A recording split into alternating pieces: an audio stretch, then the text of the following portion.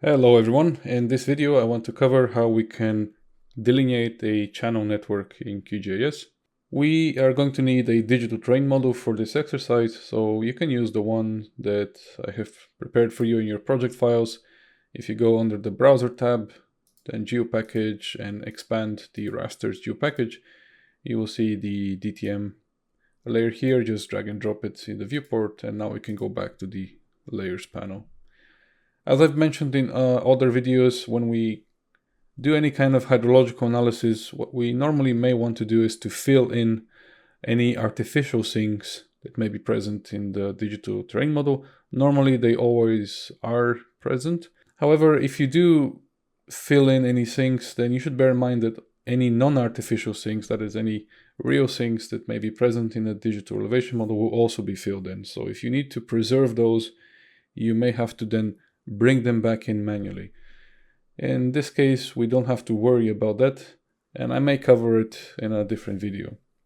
But just bear that in mind when you're performing any kind of fill. So to do the filling, we can use any number of algorithms that are present in QGIS. I've already covered the one under raster analysis and fill no data, but there's one specifically for filling sinks. So if you come here to the toolbox button or press Ctrl Alt and T, and you just type sink in the search field, we can use this one called Fill Sinks by Wang and Liu. Bear in mind you need a Saga extension for this, so you need to install this. I'm just going to double click on this one, and we just have to select the digital elevation model here under DEM. And if you don't need any of these outputs here at the bottom, like the fill DEM we are going to need, so I'm going to leave that on. But the flow directions and watershed basins, in this case, we don't need that. So I'm going to uncheck those boxes. I just left the fill DEM in. Now we can see that that was computed and we got a new layer. We actually don't need the original layer for anything, I think, in this case, so I'm just going to delete that. And we can close out of this algorithm. I'm going to rename this to DTM. The next thing that we're going to do is to create a hillshade map, just for the sake of visualization purposes, so we can see more clearly what's happening. So I'm going to go under raster analysis and do a hillshade, and leave everything at default and just click on run. Now we can begin computing first the raster variant of our channel network. So for this, again, we're gonna come here under the processing toolbox, and in the search field, we're gonna type Strahler, and we are going to use this one called Strahler order. Again, you're going to need the Saga extension for this. So just double click on that, and for elevation, just select the DTM.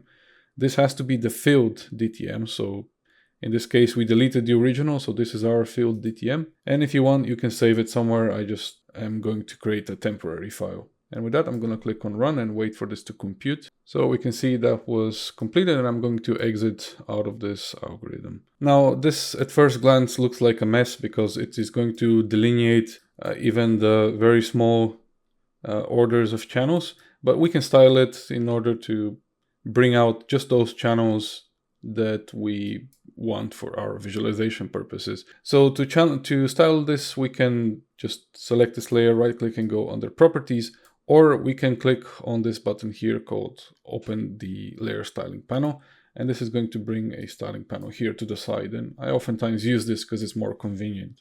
With this now selected, I'm going to switch it from single band gray to paletted unique values. And everything will disappear, that's okay. We are going to change the color ramp here to blues and click on classify. And that's just simply going to apply this color theme to our raster. Now, if I untoggle the hillshade layer and the DTM, you can see now more clearly what's happening. Now, you may not want to have all of these small channels. Maybe you want to delineate just the larger channels. And so we are going to control that now through the styling, and also we can do it through the raster calculator, so we're going to cover that in a moment. If you want to control it through the styling so that you can just export this raster map, you can simply delete the orders of channels that you don't need. So you can see if we remove number 1 to, let's say, 4, we just select those and click on the delete button. you can see it's going to leave just the larger ones. And that's a totally valid way of doing this if you want to just export this map out. But I want to use the raster calculator in order to isolate just those channels that I want to preserve and have them on a separate layer, because if we expand our map here, those channels that we remove, they're still part of this layer. So if we use this layer for further analysis, then those channels will creep back in. And so I don't want to have that happening. I want to isolate those channels just on their separate layer. And maybe I even bring back the order number 4 and I remove everything that is more detailed than that. So let's use the raster calculator now to isolate any order that is above or equal to 4. So let's select the Strahler order, go to raster calculator. And in this panel, we're just going to double click on Strahler order to bring it into the expression field down here. And then we are going to do larger or equal than, and we're going to type 4. So basically what this is going to do is to create a new layer on which we have extracted only those orders of channels that are above or equal to 4. Now, to be able to actually save this out, you need to output the layer. So we're going to click on the ellipsis button here, and we are going to call this st4, and I'll click save and then OK. And so you can see now a new map was created, and let's do the same styling as we did for the other one. So we are going to select the layer and click on the open layer styling panel here, switch the banding from single band gray to paletted unique values. And we will disable the previous maps and then click on classify. Now you can see this is going to bring just 2 values. So basically all of the orders were merged onto one value, and the other value, the 0, 1, we can remove. So if we delete this one, it will leave out just orders from 4 up until the maximum that we have. And you can see if we compare this to our previous Strahler order map that had channels from 4 to 9, they're exactly the same. So basically all of our orders were now isolated here under this one value. Now the reason we calculated this or analyzed this Strahler order raster map is so that we have a raster variant of the channel network. But ideally we would also compute a vector variant so that it's easy to import it into other applications. And it's also more easy to manipulate those maps in other applications when they're in a vector type. The raster map that we calculated is not in vain, because it gave us a cue as to the Strahler order that we may want. And those maps, the raster ones, are arguably faster to compute. So it's probably a good idea to do this one first, figure out which Strahler orders you want to export, and then compute the vector variant. So let's do the vector variant now. We are going to go back to the processing toolbox, and we are going to type channel, and we're going to use this algorithm channel network and drainage basins. Again, you need a Saga extension for this. So I'm going to double click on this, and for elevation we're going to set our field DTM, and for threshold this is speaking to the Strahler order, the minimum Strahler order you want to extract. So if I type 4, it's going to extract everything from 4 included up until the maximum. And so again, we calculated the Strahler order raster map so that we get an idea of which orders we want to extract. And so we know that we want to extract, in this case, everything from 4 until the maximum. And so now I can type 4 here, and I'm going to deselect everything except for the channels output. So we see we have a channels output here. I want to keep that on, but everything else in this case we don't need. And so with that, I'm just going to run this and wait for it to compute. And our channels were now created, so I'm going to exit out of this algorithm. And if we just tick the visibility of this layer, you can see that it's closely matching our raster one. It will always be a little bit more detailed than the raster one, because that one is just limited by the resolution of the DTM and just being in sheer pixels. But our vector one will have a little bit more detail, and so that's completely normal. Again, you can always just tweak this. If you want less detail, you can just come back and reduce the threshold, or rather increase it. So you can set threshold of 5 to extract from orders 5 up until the maximum. But it's a kind of a balancing act between how much you reduce the detail here, because if I set this to 5, maybe it will give us a lot less detail than the actual raster map. So I would prefer to have a little bit more detail, but not an overwhelming amount of detail. Furthermore, it doesn't really matter if you get more detail, because you can control that, and we are going to do that now. So we're going to select the channels layer and click on the layer styling panel here to open that. And we want to switch this from single symbol to graduated. So everything will disappear, and I'm actually going to turn off the previous maps here. Now we are going to open up the attribute table for this layer just for a moment. Now I want to show you that this output creates several attributes here, and the ones that we are most interested in is the order one and the order cell. But the order one is, the order cell is the one that actually gives us the Strahler order for any particular line that may be on this layer. So we can see Strahler orders from 4. Actually, if I sort this out, you can see it's from 4 up away till the maximum for this particular DEM, which is 9. It can be above that for other DTMs, so it depends on the DTM itself, but in this case we have from 4 up until 9. And we can use this to isolate those orders and kind of manipulate how they look, or even we can remove them from the visibility of this layer. As for the order attribute, this is just a reclassification of the order cell, so it converted basically 4 to 1 and 5 to 2 and so on. So if we go to 5, you can see that's now 2, 6 is 3, 7 is 4, and so on. So we can use both order cell or order to control how these lines look, and or which ones we even want to have. So it doesn't really matter which of the two you use.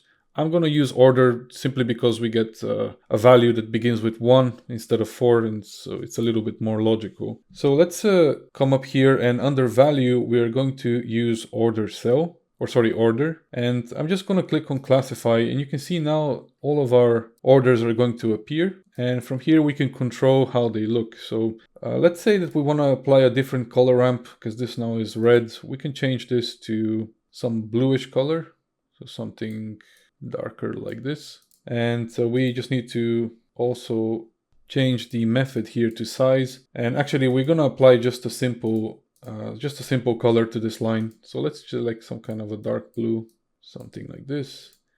And now we can go back, and we can now change the size of these lines. I like to use map units for all of this. And so now I'm going to change the size maybe from 0.5 until 5. You just have to experiment with this, so there's no right or wrong here. Just try to find something that works. Maybe I'll just reduce it from 1 to 3, and this looks a little bit better. And that's basically it. So we have now our channel network. I want to also export this out to Google Earth and adjust the styling of this layer so that it looks exactly the same as we have it here. And before that, I'm just going to call this channel network. And from here, I'm going to export it out. So right click, choose export, and save features as. I want to export this out as an Esri shapefile instead of a KML. It will be a little bit easier to adjust the styling when it's a shapefile.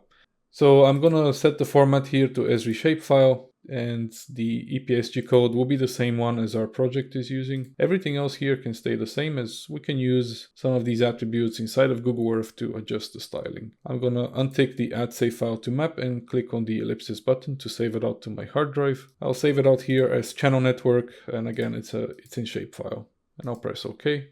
Now I'm going to open up Google Earth. Now I am just going to drag and drop the .shp file into Google Earth. It will ask me, what do I want to import? I'll say import everything, and then I want to apply a style template. So I'll click on yes, and I'll choose to create a new template. Now in this case, we want to group things by a name, and for the name we're going to use one of the attributes here, which will be the order. So let's set the name to order and press OK. and it will ask me where I want to save a template. I'll just save it somewhere and wait for the import. This can take a little while if the file is very large, but we can see our layer here, and if we expand it, we will see now everything was grouped by the name taken from the attribute called order. And we can see our channel network. Again, at this moment, it doesn't have any style applied except for the default one. So now to apply the style to each of these, it will be too much to go and apply it to each one individually. We instead are going to group them into separate folders. So I'm going to create a new folder here by just right-clicking on channel network, going add and folder. And I'm going to call this number 1. And then I'm going to do the same thing for the others. So I'll just create a few more folders here. This will be number 2 and so on. So now we can just shift select the ones. And actually before that, let's grab these folders, and we want to move them here above temporary places. So I'll just recreate them there instead. It will be much faster to find them. We're going to make up till 6 is our final order, and I will move them now here at the top under temporary places. Now we can grab our ones and just move them there. So this will be all of the ones. I just shift selected them, and I'll just drag them here under 1. And from here we can just right click on this folder, go to properties, style and color, and choose to share the style. And now we can just go under color and set some kind of blue. We can leave the width to 1 because we can just increase the width from here. Since these are our thinnest lines or our smallest order, we can just leave that to 1. I'm going to collapse this folder now and do the exact same thing for the 2s. So I'll find the first and the last, shift select those, and then just drag them into their respective folder. And again, I'll right click, go to properties, style and color, share style, and we're gonna set this to 1.5 and set the same blue. Collapse the folder and now put all of the trees in their folder. Right click, properties, style and color, share style, and I'm gonna do this at 2. So I'm just going 0.5 increments. And you get the drift by now. I'm just going to repeat the exact same thing for 4 to 6. So there we go. We have our channel network now complete, and it's been stylized to look as what we had in QGIS. Thank you very much for watching. I hope this video was useful, and we'll see you in the next session.